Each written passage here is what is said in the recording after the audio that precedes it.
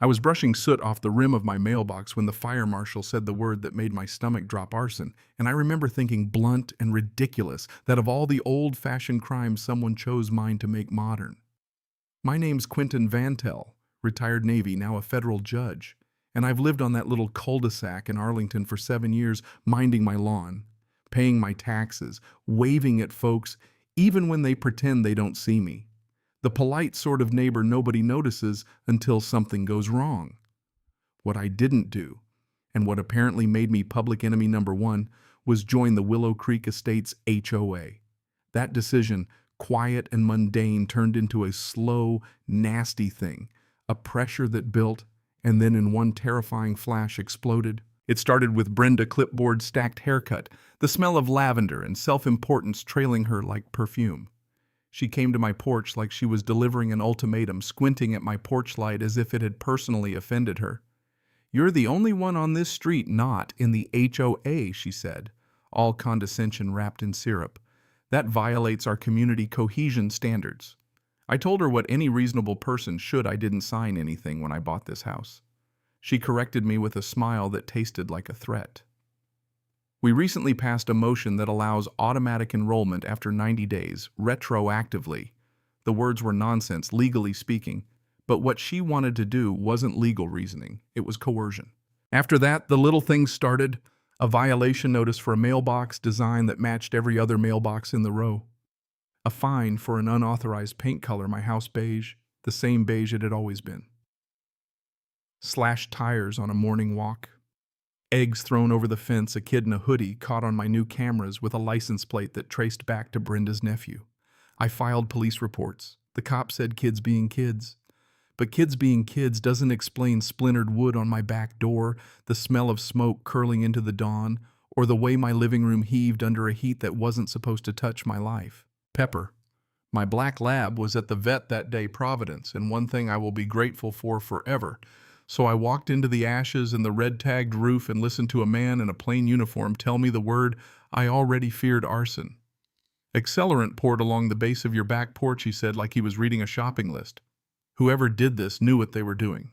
It felt obscene to think someone had planned this, like they'd drawn lines on a map where my life used to be. But I hadn't been idle. I'm a judge, and I kept records: letters, fines, photographs, recordings, the little paper trail bullies leave when they think no one's watching. I had filed a federal civil case against Willow Creek Estates 2 days before the fire harassment, property damage, attempted extortion. Nobody expected a judge to be quiet about his own case, apparently, which was a mistake on their part.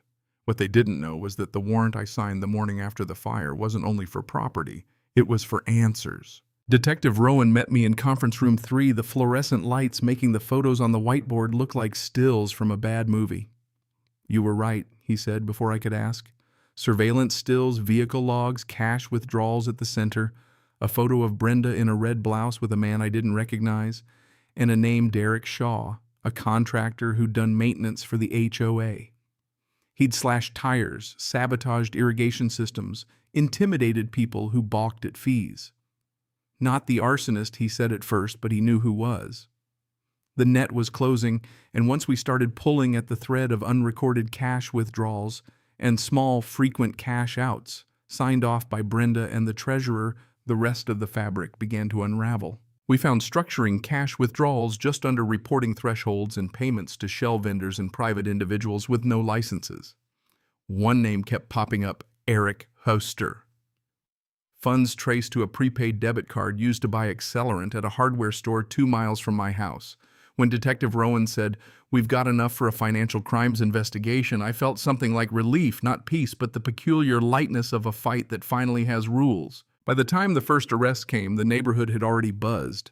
People gathered at the park, eyes wide with the kind of disbelief that leaks shame into small towns.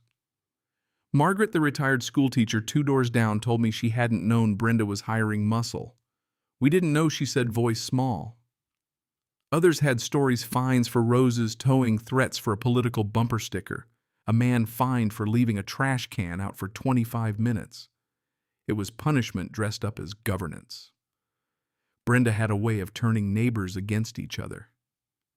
Isolation is the oldest trick in the book, and when neighbors are afraid, they stop telling the truth. At a town picnic table, a landscaper named Louis Cheeks, sunburned and hands rough, raised his head. He'd been fined for unauthorized plant selections. They'd tried to blackmail him into paying fees. When he refused, he lost clients. He'd been visible vocal, and so he was a target.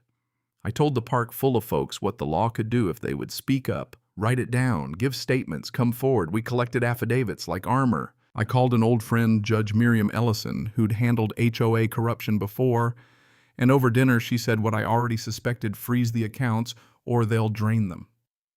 I filed the emergency motion overnight. Rowan served a search warrant at Brenda's house and found burner phones stuffed in a locked drawer.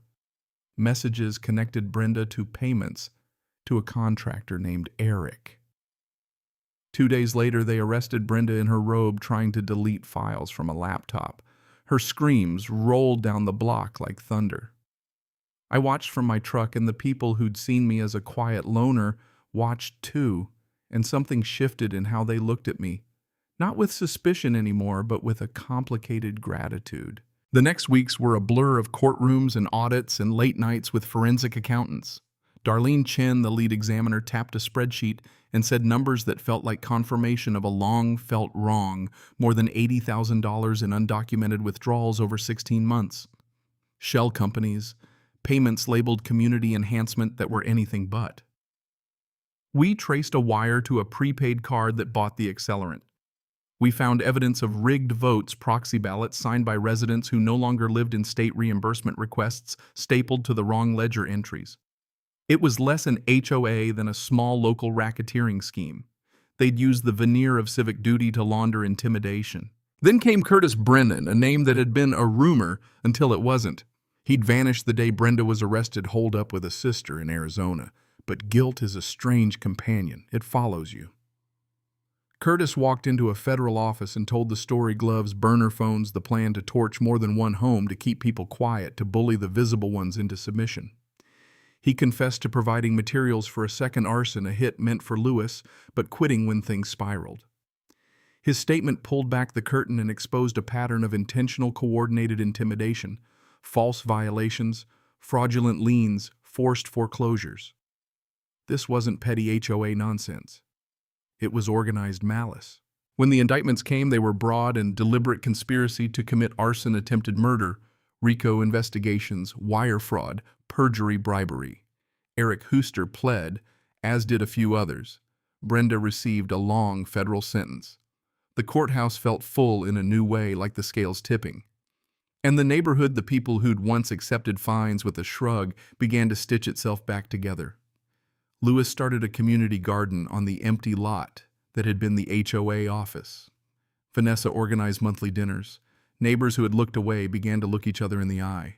The trustee we appointed, Theodore Pace, changed the locks, froze operations, posted notices that felt like a small bureaucratic salvation. All collections halted, an audit underway. The vote to dissolve the HOA was overwhelming, 2/3 plus, and the court approved the petition. Willow Creek Estates, as an organization, ceased to be.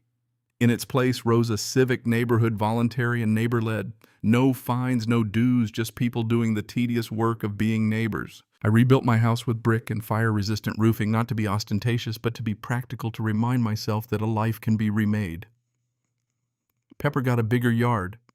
The insurance settlement and estate victim fund helped, but the true restoration was quieter folks coming together at a gymnasium, sharing stories without a president's gavel, voting to dissolve what had been a small tyranny. The law did its part, yes, but so did the act of telling the truth. There's a lesson tucked in all of this that didn't arrive as a sermon, but as a slow, unwelcome recognition. Power, when left unexamined, becomes permission to harm. And bureaucracy without accountability is a tool anyone can wield for cruelty. I watched people who'd been cowed find their voice again. I watched a neighborhood learn that civility isn't silence, it's conversation. I thought, too, about how easy it is to dismiss a neighbor who keeps to himself until that neighbor decides to listen or act. The justice we got was not just about prison sentences and frozen accounts. It was about reclaiming the idea of community from people who'd twisted it into leverage. In the end, the ashes of that first night built something else. Not a perfect place, but a place where the benches were repainted, the bulletin board hosted flyers for chess clubs and community gigs, and the worst authority was the voice of people who had to live next to one another.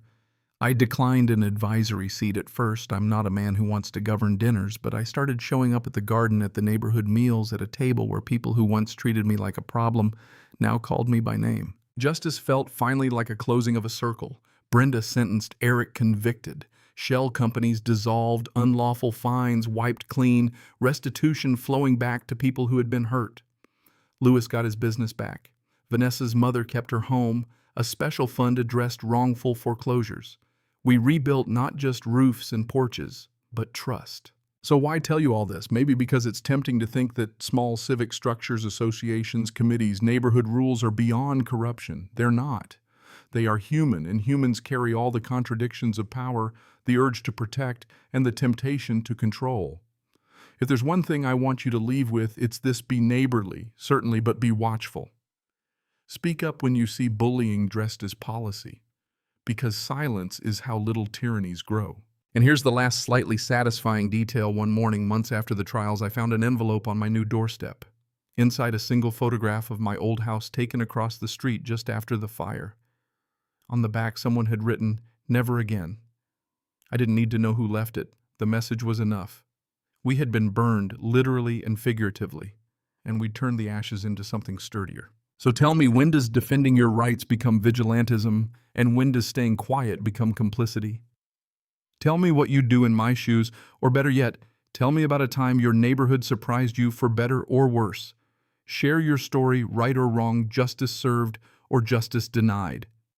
And let's keep this conversation going.